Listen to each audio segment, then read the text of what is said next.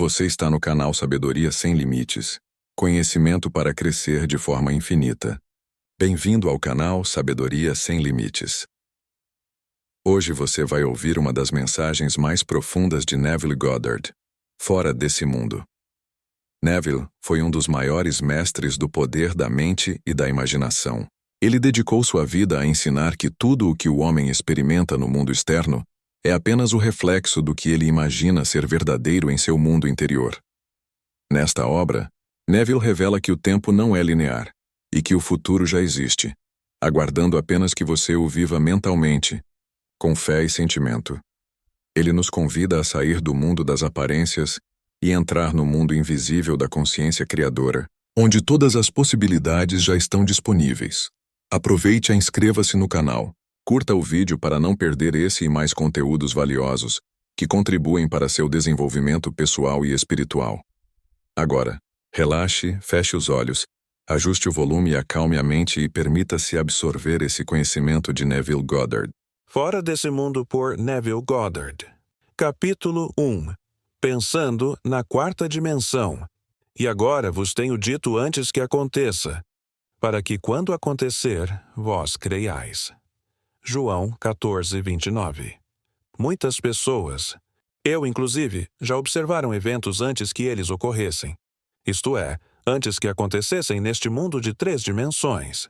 Já que o homem pode observar um evento antes que ele ocorra nas 3 dimensões do espaço, a vida na Terra deve seguir um plano. E este plano deve existir em outro lugar, em outra dimensão, movendo-se lentamente através do nosso espaço. Se os eventos observados não estivessem neste mundo quando foram observados, então, para ser perfeitamente lógico, eles devem ter estado fora deste mundo. E tudo o que se pode ver antes de ocorrer aqui deve ser predeterminado, do ponto de vista do homem desperto em um mundo tridimensional. Assim, surge a questão: somos capazes de alterar nosso futuro? Meu objetivo ao escrever estas páginas é indicar as possibilidades inerentes ao homem, mostrar que ele pode alterar seu futuro. Mas assim alterado, ele forma novamente uma sequência determinística a partir do ponto de interferência, um futuro que será consistente com a alteração. A característica mais notável do futuro do homem é sua flexibilidade. Ele é determinado por suas atitudes e não por seus atos. A pedra angular sobre a qual todas as coisas se baseiam é o conceito que o homem tem de si mesmo.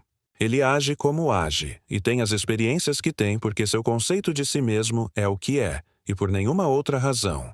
Se tivesse um conceito diferente de si, ele agiria de maneira diferente. Uma mudança no conceito de si mesmo altera automaticamente seu futuro. E uma mudança em qualquer termo de sua série de experiências futuras altera reciprocamente seu conceito de si mesmo. As suposições do homem, que ele considera insignificantes, produzem efeitos consideráveis. Portanto, o homem deve revisar sua avaliação de uma suposição e reconhecer seu poder criativo. Todas as mudanças acontecem na consciência. O futuro, embora preparado em cada detalhe de antemão, tem vários desfechos. A cada momento de nossas vidas, temos diante de nós a escolha de qual dos vários futuros escolheremos. Existem 2 perspectivas reais sobre o mundo possuídas por todos, um foco natural e um foco espiritual. Os antigos mestres chamavam um de mente carnal e o outro de mente de Cristo.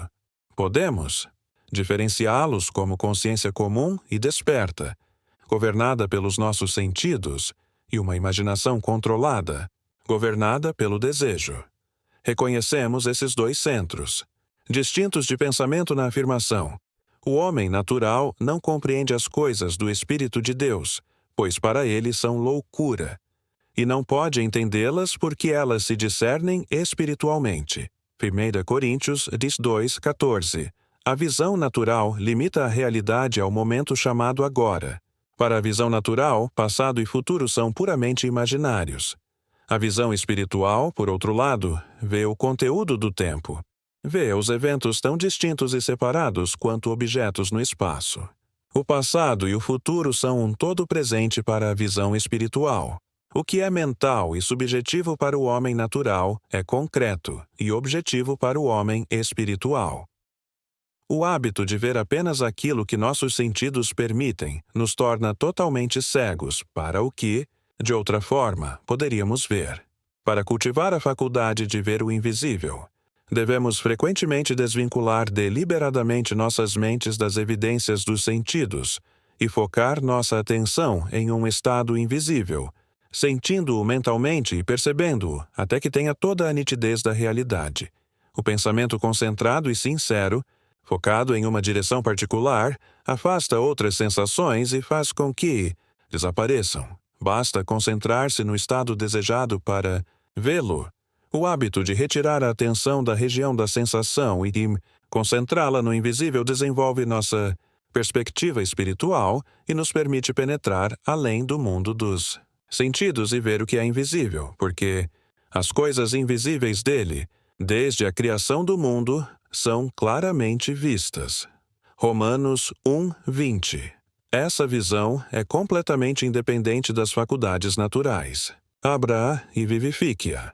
Sem ela, estas instruções são inúteis, pois as coisas do Espírito se discernem espiritualmente. Um pouco de prática nos convencerá de que podemos, controlando nossa imaginação, remodelar nosso futuro em harmonia com nosso desejo. O desejo é a mola mestra da ação. Não poderíamos mover um único dedo se não tivéssemos desejo de movê-lo. Não importa o que façamos, seguimos o desejo que, no momento, domina nossas mentes. Quando rompemos um hábito, nosso desejo de rompê-lo é maior do que nosso desejo de continuar no hábito. Os desejos que nos impulsionam à ação são aqueles que prendem nossa atenção. Um desejo é apenas uma consciência de algo que nos falta ou que precisamos para tornar nossa vida mais agradável. Desejos sempre têm algum ganho pessoal em vista. Quanto maior o ganho antecipado, mais intenso é o desejo. Não existe desejo absolutamente altruísta. Onde não há nada a ganhar, não há desejo, e, consequentemente, não há ação. O homem espiritual fala ao homem natural através da linguagem do desejo. A chave para o progresso, na vida e para a realização dos sonhos, reside na pronta obediência à sua voz. A obediência imediata à sua voz é uma assunção imediata do desejo realizado. Desejar um estado é possuí-lo. Como disse Pascal, não me buscarias se já não me tivesses encontrado. O homem, assumindo o sentimento de seu desejo realizado e vivendo e agindo com essa convicção, altera o futuro em harmonia com sua suposição. As suposições despertam aquilo que afirmam, assim que o homem assume o sentimento de seu desejo realizado. Seu eu quadridimensional encontra meios para alcançar esse fim, descobre métodos para sua realização.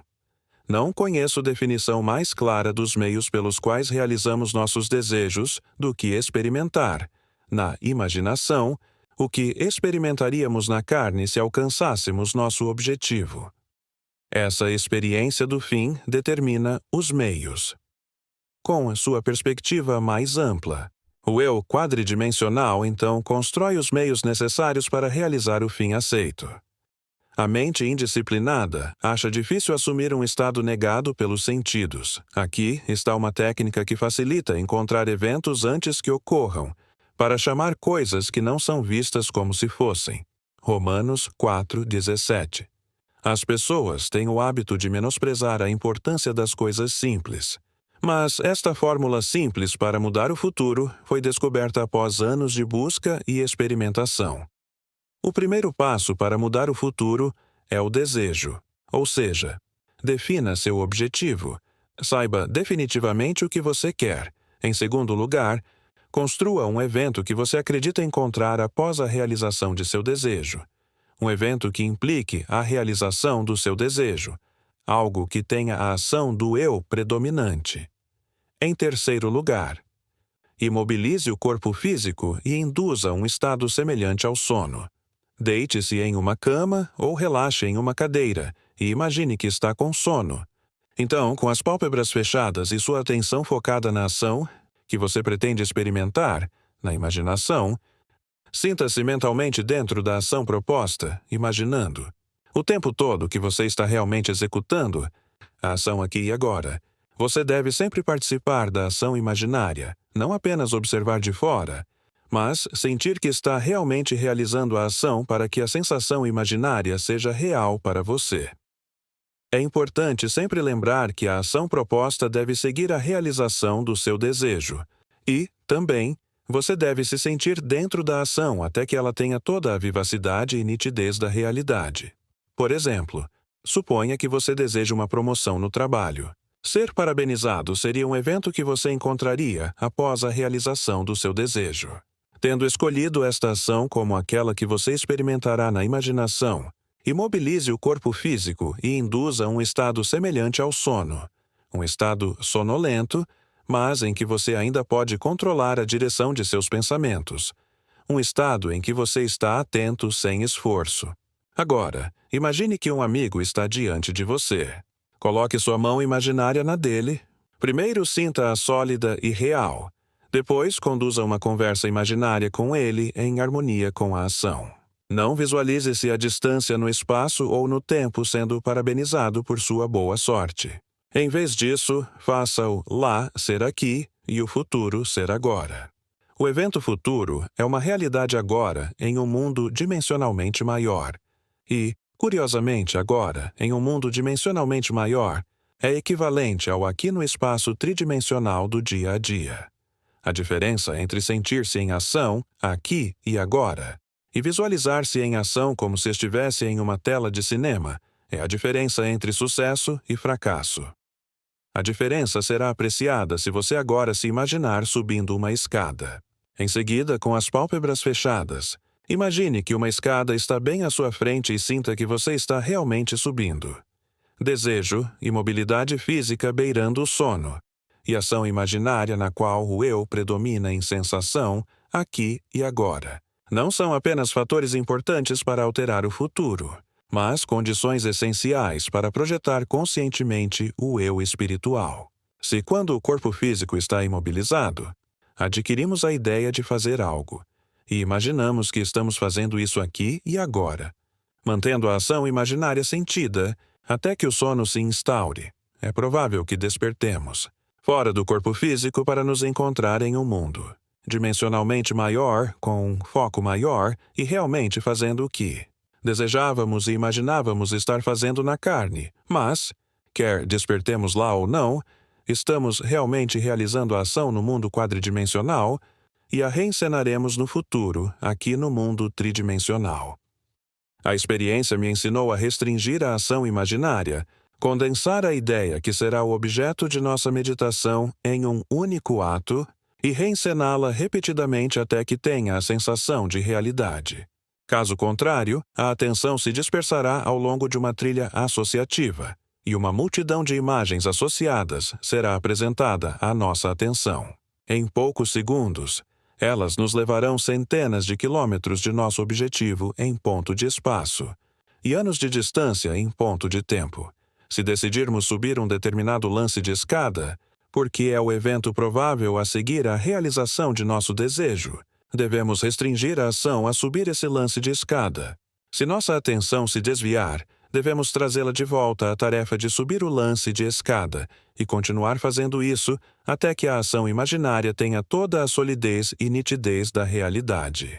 A ideia deve ser mantida no campo de apresentação sem esforço sensível da nossa parte. Devemos, com o mínimo de esforço, impregnar a mente com o sentimento do desejo realizado.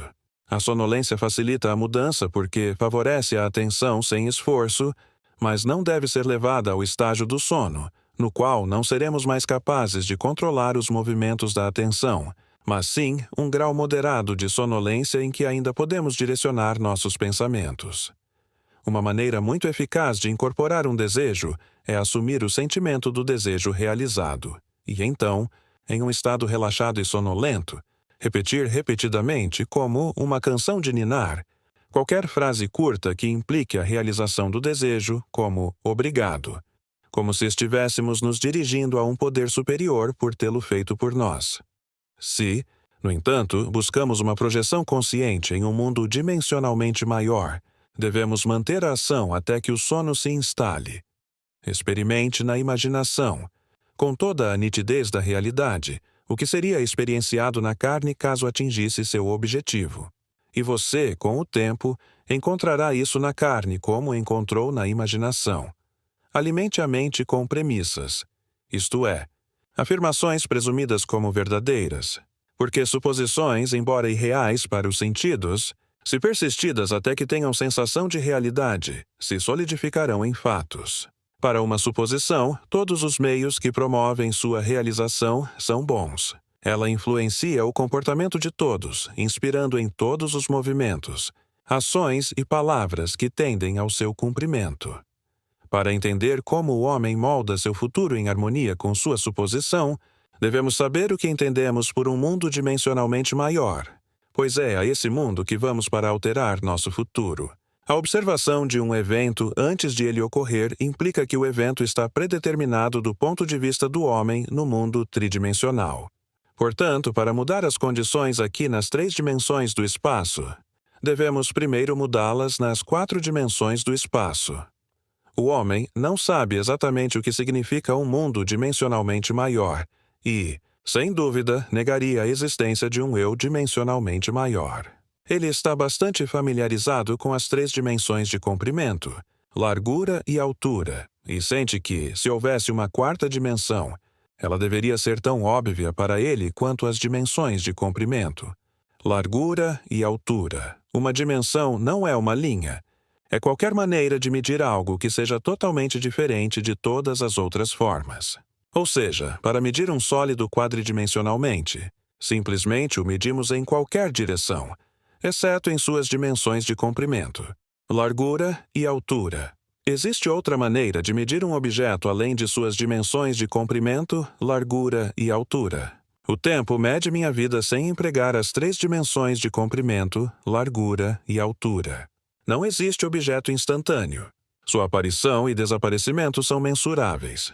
Ele perdura por um período de tempo definido. Podemos medir sua duração sem usar as dimensões de comprimento, largura e altura. O tempo é, definitivamente, uma 4ª maneira de medir um objeto. Quanto mais dimensões um objeto possui, mais substancial e real ele se torna. Uma linha reta, que existe inteiramente em uma dimensão, adquire forma, massa e substância pela adição de dimensões.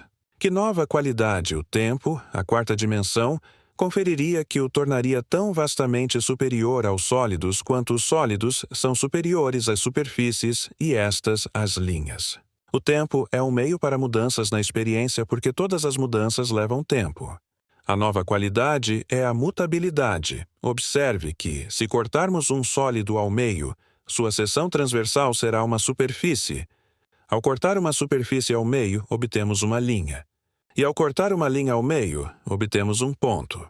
Isso significa que um ponto é apenas uma seção transversal de uma linha, que, por sua vez, é apenas uma seção transversal de uma superfície, que, por sua vez, é apenas uma seção transversal de um sólido, que, por sua vez, se levado à conclusão lógica, é apenas uma seção transversal de um objeto quadridimensional. Não podemos evitar a inferência de que todos os objetos tridimensionais são apenas seções transversais de corpos quadridimensionais. O que significa? Quando eu encontro você, encontro uma seção transversal do seu eu quadridimensional, o eu de 4 dimensões que não é visto. Para ver o eu quadridimensional, devo ver cada seção transversal ou momento da sua vida, do nascimento à morte, e vê-los todos como coexistentes. Meu foco deve abranger todo o conjunto de impressões sensoriais que você experimentou na Terra, mas aquelas que você possa vir a encontrar. Devo vê-las, não na ordem em que foram experienciadas por você, mas como um todo presente. Porque a mudança é a característica da 4ª dimensão, devo vê-las em um estado de fluxo, como um todo vivo e animado. Se tivermos tudo isso claramente fixado em nossas mentes, o que significa para nós neste mundo tridimensional? Significa que, se podemos nos mover ao longo do comprimento do tempo, podemos ver o futuro e alterá-lo conforme desejarmos. Este mundo, que pensamos ser tão sólido e real, é uma sombra da qual e além da qual podemos passar a qualquer momento. É uma abstração de um mundo mais fundamental e dimensionalmente maior. Um mundo mais fundamental abstraído de um mundo ainda mais fundamental e dimensionalmente maior, e assim por diante, até o infinito. O absoluto é inatingível por qualquer meio ou análise, não importa quantas dimensões adicionemos ao mundo. O homem pode provar a existência de um mundo dimensionalmente maior simplesmente focando sua atenção em um estado invisível e imaginando que o vê e o sente. Se permanecer concentrado nesse estado, seu ambiente presente desaparecerá, e ele despertará em um mundo dimensionalmente maior, onde o objeto de sua contemplação será visto como uma realidade objetiva concreta. Intuitivamente, sinto que, se ele abstraísse seus pensamentos desse mundo dimensionalmente maior e se retirasse ainda mais para dentro de sua mente, ele novamente provocaria uma externalização do tempo. Descobriria que, toda vez que se retira para sua mente interior e provoca a externalização do tempo, o espaço se torna dimensionalmente maior e, portanto, concluiria que tanto o tempo quanto o espaço são seriais e que o drama da vida é apenas a escalada de um bloco temporal dimensionalmente múltiplo. Um dia, os cientistas explicarão por que existe um universo serial, mas, na prática, como usamos este universo serial para mudar o futuro é mais importante. Para mudar o futuro, precisamos nos preocupar apenas com 2 mundos na série infinita: o mundo que conhecemos pelos nossos órgãos corporais e o mundo que percebemos independentemente de nossos órgãos corporais. Capítulo 2. Suposições se tornam fatos. Os homens acreditam na realidade do mundo exterior, porque não sabem como focar e condensar seus poderes para penetrar em sua fina crosta. Este livro tem apenas um propósito: remover o véu dos sentidos, viajar para outro mundo. Para remover o véu dos sentidos, não empregamos grande esforço. O mundo objetivo desaparece ao desviarmos nossa atenção dele. Só precisamos nos concentrar no estado desejado para vê-lo mentalmente. Mas, para dar-lhe realidade a ponto de se tornar um fato objetivo, devemos focalizar a atenção no estado invisível até que ele tenha a sensação de realidade. Quando, através da atenção concentrada, nosso desejo parece possuir a nitidez e a sensação de realidade, damos a ele o direito de se tornar um fato concreto visível. Se for difícil controlar a direção de sua atenção enquanto está em um estado semelhante ao sono, você pode achar muito útil fixar o olhar em um objeto. Não olhe para a sua superfície, mas para dentro e além de qualquer objeto simples, como uma parede, um tapete ou qualquer outro objeto que possua profundidade. Arranje-o de forma a refletir o mínimo possível. Imagine então que, nessa profundidade, você está vendo e ouvindo o que deseja ver e ouvir, até que sua atenção esteja exclusivamente ocupada pelo estado imaginado. Ao final de sua meditação, quando acorda de seu sonho acordado controlado, você se sente como se tivesse retornado de uma grande distância. O mundo visível, que você havia excluído, retorna à consciência e, por sua própria presença, informa que você se enganou acreditando que o objeto de sua contemplação era real. Mas, se você sabe que a consciência é a única e verdadeira realidade, permanecerá fiel à sua visão e, por essa atitude mental sustentada, confirmará seu dom de realidade e provará que tem o poder de dar realidade aos seus desejos para que eles se tornem fatos concretos visíveis. Defina seu ideal e concentre sua atenção na ideia de se identificar com seu ideal. Assuma a sensação de ser ele, a sensação que seria sua se você já fosse a personificação de seu ideal. Então, viva e haja de acordo com essa convicção. Esta assunção, embora negada pelos sentidos, se persistida, se tornará fato. Você saberá quando tiver sucesso em fixar o estado desejado na consciência, simplesmente observando mentalmente as pessoas que conhece. Em diálogos consigo mesmo, você é menos inibido e mais sincero do que em conversas reais com os outros. Portanto, surge a oportunidade de autoanálise quando você se surpreende com suas conversas mentais com os outros. Se você os vê como os via antes, Não mudou seu conceito de si mesmo, pois todas as mudanças de conceitos de si resultam em uma relação alterada com seu mundo. Em sua meditação, permita que os outros o vejam como o veriam se esse novo conceito de si fosse um fato concreto. Você sempre parece aos outros a personificação do ideal que inspira. Portanto, na meditação, ao contemplar os outros, você deve ser visto mentalmente por eles como seria visto fisicamente, se seu conceito de si fosse um fato objetivo. Isto é, na meditação, você imagina que eles o veem expressando aquilo que deseja ser. Se você assume que é o que deseja ser, seu desejo se cumpre, e, na realização, todo anseio é neutralizado. Você não pode continuar desejando aquilo que já realizou. Seu desejo não é algo que você trabalha para cumprir, mas reconhecer algo que você já possui. É assumir a sensação de ser aquilo que deseja ser. Acreditar e ser são um só. O concebedor e sua concepção são um só.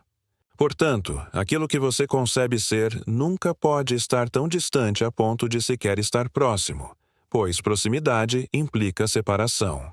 Se podes crer, tudo é possível àquele que crê. Marcos 9:23. O ser é a substância das coisas esperadas. A evidência das coisas ainda não vistas. Cf. Hebreus 11, mãe. Se você assume que é o que deseja ser, então verá os outros conforme se relacionam com sua assunção. Se, entretanto, é o bem dos outros que você deseja, então, em meditação, deve representá-los para si mesmo como já sendo aquilo que deseja que sejam.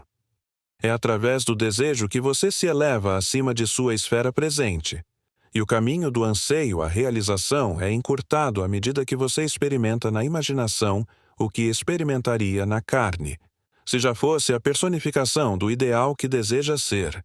Afirmei que o homem tem, a cada momento, a escolha de qual dos diversos futuros encontrará. Mas surge a questão: como isso é possível quando as experiências do homem desperto no mundo tridimensional são predeterminadas? Como implica sua observação de um evento antes que ele ocorra? Essa habilidade de mudar o futuro será vista se compararmos as experiências da vida na Terra a esta página impressa. O homem experimenta eventos na Terra de forma única e sucessiva, da mesma maneira que você está agora experimentando as palavras desta página. Imagine que cada palavra desta página representa uma impressão sensorial única. Para compreender o contexto, para entender meu significado, você foca a visão na primeira palavra no canto superior esquerdo e, em seguida, move seu foco pela página da esquerda para a direita, deixando-o cair nas palavras uma a uma e sucessivamente. Quando seus olhos chegam à última palavra desta página, você extraiu meu significado. Suponha, entretanto, que, ao olhar para a página, com todas as palavras impressas igualmente presentes, você decida rearranjá-las. Poderia, ao rearranjá-las, contar uma história completamente diferente. Na verdade, poderia contar muitas histórias diferentes. Um sonho nada mais é do que pensamento descontrolado em 4 dimensões, ou o rearranjo de impressões sensoriais passadas e futuras. O homem raramente sonha com os eventos na ordem em que os experimenta desperto. Ele geralmente sonha com 2 ou mais eventos separados no tempo, fundidos em uma única impressão sensorial. Ou, em seu sonho, ele reorganiza tão completamente suas impressões sensoriais despertas que não as reconhece quando as encontra em estado desperto. Por exemplo, sonhei que entreguei um pacote ao restaurante no prédio do meu apartamento. A anfitriã disse-me: "Você não pode deixar isso aí." Logo em seguida, o operador do elevador me deu algumas cartas e, ao agradecê-lo, ele, por sua vez, me agradeceu. Neste momento, o operador do elevador noturno apareceu e acenou um cumprimento para mim. No dia seguinte, ao sair do meu apartamento, peguei algumas cartas que haviam sido deixadas em minha porta. No caminho, dei uma gorjeta ao operador do elevador do dia e agradeci-lhe por cuidar do meu correio. Em seguida, ele agradeceu-me pela gorjeta. Ao retornar para casa naquele dia, ouvi um porteiro dizer a um entregador: "Você não pode deixar isso aí." Quando estava prestes a subir de elevador para meu apartamento, fui atraído por um rosto familiar no restaurante e, ao olhar para dentro, a anfitriã me cumprimentou com um sorriso. Mais tarde naquela noite, acompanhei meus convidados do jantar até o elevador e, ao me despedir, o operador noturno acenou-me boa noite, simplesmente rearranjando algumas das impressões sensoriais únicas que eu estava destinado a encontrar e fundindo 2 ou mais delas em impressões sensoriais únicas. Construí um sonho que diferia bastante de minha experiência desperta. Quando aprendermos a controlar os movimentos de nossa atenção no mundo quadridimensional, poderemos conscientemente criar circunstâncias no mundo tridimensional. Aprendemos esse controle através do sonho acordado, onde nossa atenção pode ser mantida sem esforço, pois a atenção sem esforço é indispensável para mudar o futuro. Podemos, em um sonho acordado controlado, conscientemente construir um evento que desejamos, experimentar no mundo tridimensional. As impressões sensoriais que usamos para construir nosso sonho acordado são realidades presentes, deslocadas no tempo ou no mundo quadridimensional. Tudo o que fazemos ao construir o sonho acordado é selecionar, do vasto conjunto de impressões sensoriais, aquelas que, quando devidamente organizadas, implicam que realizamos nosso desejo. Com o sonho claramente definido, relaxamos em uma cadeira e induzimos um estado de consciência semelhante ao sono. Um estado que, embora próximo do sono, nos deixa em controle consciente dos movimentos de nossa atenção. Quando alcançamos esse estado, experimentamos na imaginação o que experimentaríamos na realidade se esse sonho acordado fosse um fato objetivo. Ao aplicar essa técnica para mudar o futuro, é importante sempre lembrar que a única coisa que ocupa a mente durante o sonho acordado é o próprio sonho acordado. A ação predeterminada que implica a realização de nosso desejo, como o sonho acordado, se torna fato físico, não é nossa preocupação. Nossa aceitação do sonho acordado como realidade física determina os meios para sua realização. Permita-me novamente lançar a base para mudar o futuro, que não é mais do que um sonho acordado controlado. Defina seu objetivo, saiba com precisão o que deseja. Construa um evento que você acredita encontrar após a realização de seu desejo, algo que tenha a ação do self predominante, um evento que implique a realização de seu desejo.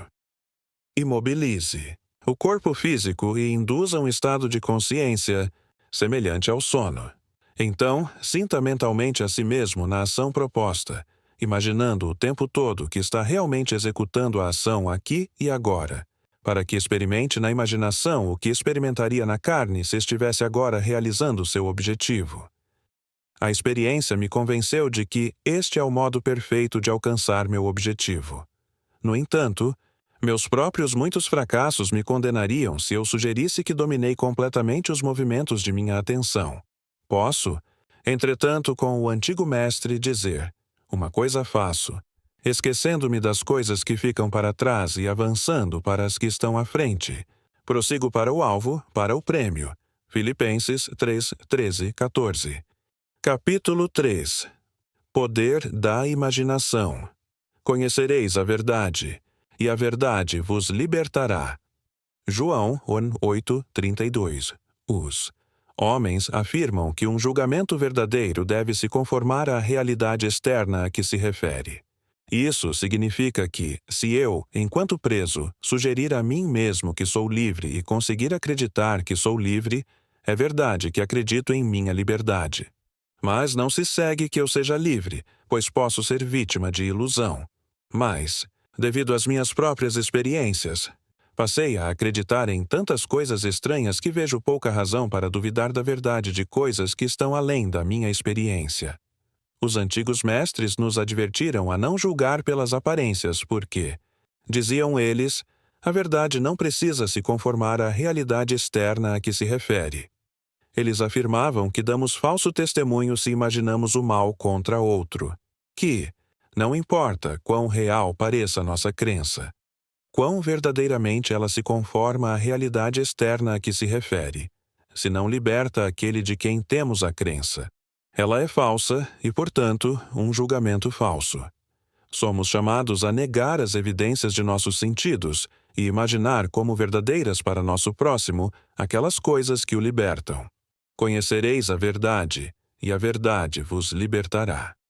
Para conhecer a verdade sobre nosso próximo, devemos assumir que ele já é aquilo que deseja ser. Qualquer conceito que tenhamos de outro que seja inferior ao seu desejo realizado não o libertará e, portanto, não pode ser a verdade. Em vez de aprender minha arte em escolas onde frequentar cursos e seminários é considerado substituto para o conhecimento adquirido por si mesmo, minha educação foi dedicada quase exclusivamente ao poder da imaginação. Passei horas imaginando-me ser diferente daquilo que minha razão e meus sentidos ditavam, até que os estados imaginados se tornaram vívidos como a realidade, tão vívidos que os transeuntes se tornaram apenas parte da minha imaginação e agiram como eu desejava.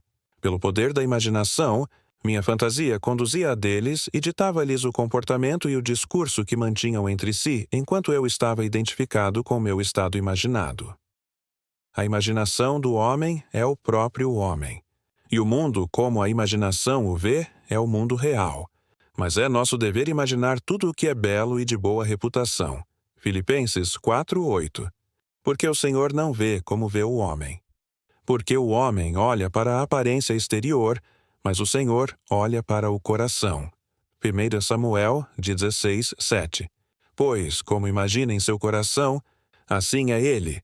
Provérbios 23:7. Na meditação, quando o cérebro se torna luminoso, percebo minha imaginação dotada do poder magnético de atrair para mim tudo o que desejo. O desejo é o poder que a imaginação usa para moldar a vida ao meu redor, assim como a moldo dentro de mim mesmo. Primeiro desejo ver uma certa pessoa ou cena, e então olho como se estivesse realmente vendo aquilo que quero ver. E o estado imaginado se torna objetivamente real. Desejo ouvir, e então escuto como se estivesse ouvindo. E a voz imaginada fala aquilo que eu ditava, como se tivesse iniciado a mensagem. Poderia dar muitos exemplos para provar meus argumentos, para provar que esses estados imaginados realmente se tornam realidades físicas. Mas sei que meus exemplos despertarão, em todos que não vivenciaram algo semelhante ou que não se inclinam a meus argumentos, uma incredulidade bastante natural. No entanto, a experiência me convenceu da verdade da afirmação. Chama as coisas que não são como se fossem. Romanos 4:17. Pois, em intensa meditação, chamei coisas que não eram vistas como se fossem, e o invisível não apenas se tornou visto, mas eventualmente se tornou realidade física. Por esse método, primeiro desejando e depois imaginando, que estamos experimentando aquilo que desejamos. Experimentar. Podemos moldar o futuro em harmonia com nosso desejo. Mas sigamos o conselho do profeta e pensemos apenas no belo e no bom, pois a imaginação nos espera de maneira indiferente e rápida, tanto quando nossa natureza é má quanto quando é boa. De nós surgem o bem e o mal. Hoje eu te proponho a vida e o bem, a morte e o mal. Deuteronômio 30:15. Desejo e imaginação são a varinha encantadora das fábulas e atraem para si suas próprias afinidades. Elas se manifestam melhor quando a mente está em um estado semelhante ao sono. Escrevi com algum cuidado e detalhe o método que uso para entrar no mundo dimensionalmente maior, mas darei ainda uma fórmula a mais para abrir a porta desse mundo maior. Em sonho, em visão noturna, quando cai sobre os homens o sono profundo, em adormecimento na cama.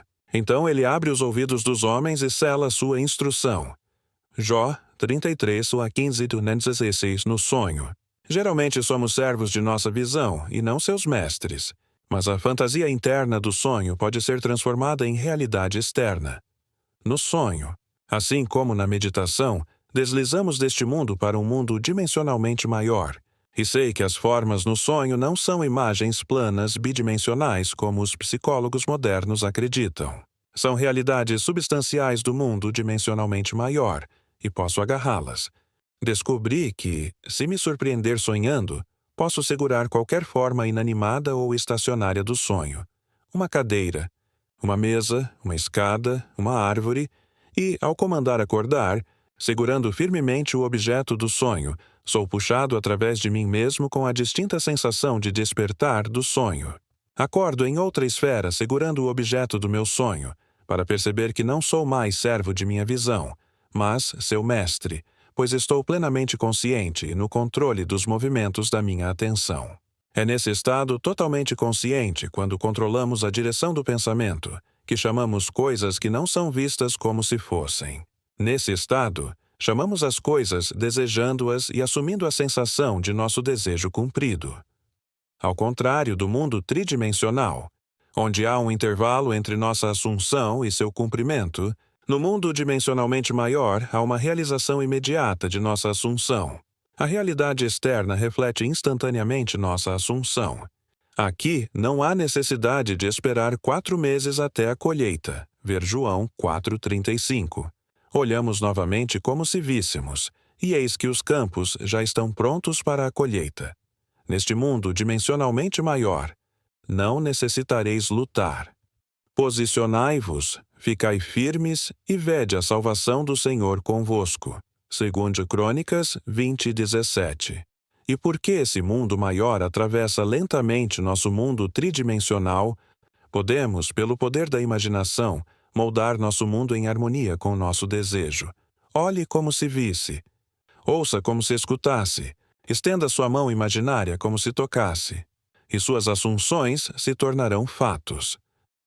Para aqueles que acreditam que um julgamento verdadeiro deve se conformar à realidade externa a que se refere, isto será loucura e pedra de tropeço.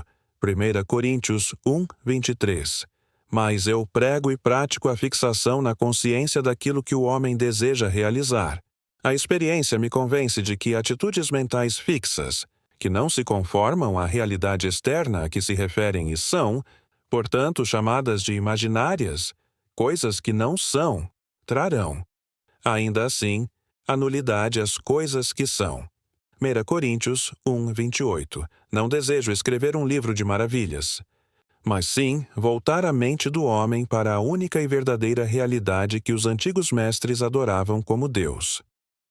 Tudo o que se dizia de Deus era, na realidade, dito da consciência do homem, de modo que podemos dizer, aquele que se gloria, glorie-se em sua própria consciência. 1 Coríntios 1:31.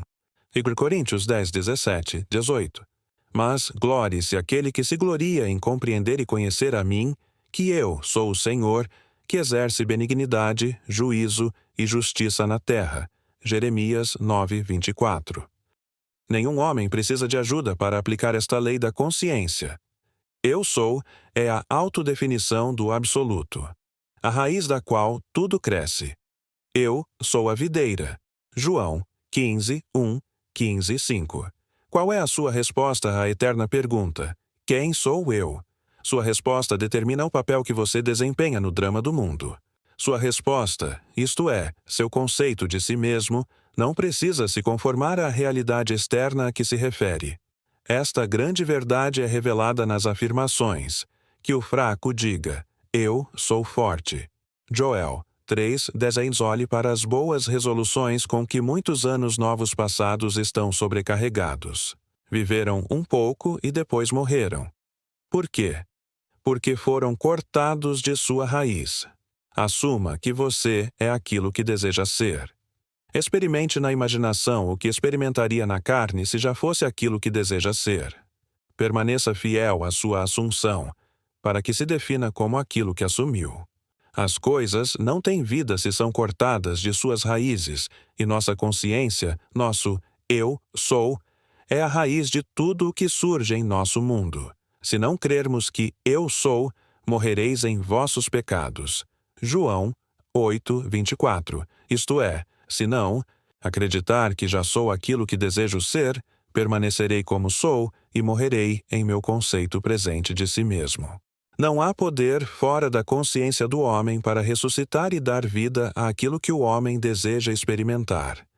Aquele homem que está acostumado a evocar à vontade quaisquer imagens que desejar será, por virtude do poder de sua imaginação, mestre de seu destino. Eu sou a ressurreição e a vida. Quem crê em mim, ainda que esteja morto, viverá. João 11:25. Conhecereis a verdade, e a verdade vos libertará.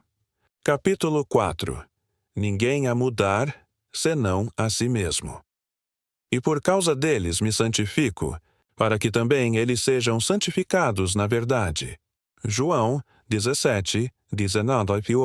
Ideal que servimos e nos esforçamos para atingir jamais poderia evoluir de nós se não estivesse potencialmente envolvido em nossa natureza. Agora, meu propósito é recontar e enfatizar uma experiência minha publicada há 2 anos. Acredito que essas citações de A Busca nos ajudarão a compreender a operação da lei da consciência e mostrar que não temos ninguém a mudar, senão a nós mesmos. Certa vez, em um intervalo ocioso no mar, meditei sobre o estado perfeito e me perguntei o que eu seria. Se tivesse olhos puros demais para contemplar a injustiça, se para mim todas as coisas fossem puras e eu estivesse sem condenação. À medida que me perdia nessa intensa meditação, encontrei-me elevado acima do ambiente sombrio dos sentidos. Tão intensa era a sensação que me sentia um ser de fogo habitando um corpo de ar. Vozes, como de um coro celestial, com a exaltação daqueles que foram vencedores na luta contra a morte, cantavam: Ele ressuscitou, Ele ressuscitou. E intuitivamente eu sabia que se referiam a mim. Então parecia que eu caminhava na noite. Logo cheguei a uma cena que poderia ter sido o antigo tanque de Betesda, pois neste lugar jazia uma grande multidão de pessoas impotentes, cegas, coxas, ressequidas, esperando não pelo movimento da água, como na tradição, mas esperando por mim. Quando me aproximei, sem pensamento ou esforço da minha parte, eles eram, um a um, moldados como pelo mago do belo. Olhos, mãos, pés, todos os membros faltantes, eram retirados de algum reservatório invisível e moldados em harmonia com aquela perfeição que eu sentia brotar dentro de mim. Quando todos foram feitos perfeitos, o coro exultou. Está consumado. Então, a cena se dissolveu e eu despertei. Sei que a visão foi resultado da minha intensa meditação sobre a ideia de perfeição, pois minhas meditações invariavelmente promovem união com o estado contemplado. Eu havia sido tão completamente absorvido pela ideia que, por um momento, me tornei aquilo que contemplava, e o autopropósito com o qual me identifiquei nesse instante atraiu a companhia de coisas elevadas e moldou a visão em harmonia com minha natureza interior. O ideal com o qual estamos unidos atua por associação de ideais para despertar 1000 humores e criar um drama em consonância com a ideia central. Minhas experiências místicas me convenceram de que não há outra maneira de alcançar a perfeição exterior que buscamos senão pela transformação de nós mesmos. Na economia divina, nada se perde. Não podemos perder nada, exceto por descida da esfera onde a coisa tem sua vida natural. Não há poder transformador na morte e, estejamos aqui ou ali, moldamos o mundo que nos cerca pela intensidade de nossa imaginação e sentimento, e iluminamos ou obscurecemos nossas vidas pelos conceitos que temos de nós mesmos. Nada é mais importante para nós do que nossa concepção de nós mesmos. E isso é especialmente verdadeiro para nosso conceito do ser dimensionalmente grande dentro de nós. Aqueles que nos ajudam ou atrapalham, quer saibam disso ou não, são servos daquela lei que molda as circunstâncias externas em harmonia com nossa natureza interior. É nossa concepção de nós mesmos que nos liberta ou nos constrange, embora possa usar agentes materiais para alcançar seu propósito. Porque a vida molda o mundo exterior para refletir a disposição interior de nossas mentes. Não há maneira de alcançar a perfeição exterior que buscamos, senão pela transformação de nós mesmos. Nenhuma ajuda vem de fora. Os montes para os quais levantamos os olhos são de uma faixa interior. É, portanto, a nossa própria consciência que devemos nos voltar como a única realidade, a única base sobre a qual todos os fenômenos podem ser explicados. Podemos confiar absolutamente na justiça dessa lei para nos dar apenas aquilo que é da natureza de nós mesmos. Tentar mudar o mundo antes de mudar nosso. Conceito de nós mesmos é lutar contra a natureza das coisas. Não pode haver mudança exterior até que haja primeiro uma mudança interior. Assim como dentro, assim fora. Não estou defendendo indiferença filosófica ao sugerir que devemos imaginar a nós mesmos já sendo aquilo que desejamos ser, vivendo em uma atmosfera mental de grandeza, em vez de usar meios físicos e argumentos para provocar a mudança desejada. Tudo o que fazemos, sem mudança de consciência, não passa de um reajuste fútil de superfícies. Por mais que nos esforcemos ou lutemos, não podemos receber mais do que nossas assunções afirmam. Protestar contra qualquer coisa que nos acontece é protestar contra a lei do nosso ser e nosso domínio sobre nosso próprio destino podem circunstâncias da minha vida estão intimamente relacionadas à minha concepção de mim mesmo, de modo que certamente foram formadas pelo meu próprio espírito a partir de algum depósito dimensionalmente maior do meu ser. Se há dor nessas ocorrências, devo olhar dentro de mim mesmo pela causa, pois sou movido de um lado a outro e feito para viver em um mundo em harmonia com meu conceito de mim mesmo. A intensa meditação provoca a união com o estado contemplado. E durante essa união vemos visões, temos experiências e nos comportamos em conformidade com nossa mudança de consciência. Isso nos mostra que uma transformação da consciência resultará em mudança de ambiente e comportamento. Todas as guerras provam que emoções violentas são extremamente potentes para precipitar rearranjos mentais. Todo grande conflito foi seguido por uma era de materialismo e ganância, na qual os ideais pelos quais o conflito aparentemente foi travado são submersos. Isso é inevitável porque a guerra evoca ódio, o qual impulsiona uma descida na consciência do plano do ideal para o nível em que o conflito é travado. Se pudéssemos nos emocionar com nossos ideais, tanto quanto nos emocionamos com nossos desgostos, ascenderíamos ao plano do nosso ideal tão facilmente quanto agora descemos ao nível de nossos ódios. Amor e ódio têm um poder transformador mágico, e crescemos através de seu exercício à semelhança daquilo que contemplamos. Pela intensidade do ódio, criamos em nós mesmos o caráter que imaginamos em nossos inimigos. Qualidades morrem por falta de atenção. Então, os estados desagradáveis seriam melhor eliminados imaginando beleza pelos restos e alegria pelo luto.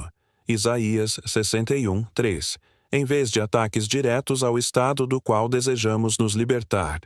Quanto ao que é verdadeiro, nobre, justo, puro, amável, de boa fama, se houver alguma virtude e se houver algum louvor, nisso pensai. Filipenses 4, 8. Pois nos tornamos aquilo com que estamos em sintonia. Não há nada a mudar senão nosso conceito de nós mesmos. Assim que conseguirmos transformar o eu, nosso mundo se dissolverá e se remodelará em harmonia com aquilo que nossa mudança afirma. Você acabou de ouvir Fora desse Mundo, de Neville Goddard. Neville nos ensinou que a imaginação é o único poder criador, e que tudo o que vivemos hoje foi, um dia, apenas um estado assumido em nossa mente. Quando você imagina com fé, sentimento e persistência, o invisível começa a se tornar visível. O mundo externo se dobra diante da consciência desperta. Lembre-se, você não é o que acontece com você. Você é aquele que cria o que acontece. Se esta mensagem tocou o seu coração, inscreva-se agora no canal Sabedoria Sem Limites, ative o sininho e curta este vídeo. Assim, você ajuda essa mensagem a alcançar mais pessoas e continua recebendo novos ensinamentos de Neville Goddard e de outros grandes mestres da mente e do espírito. Aqui é o Sabedoria Sem Limites, e o seu despertar começa dentro de você.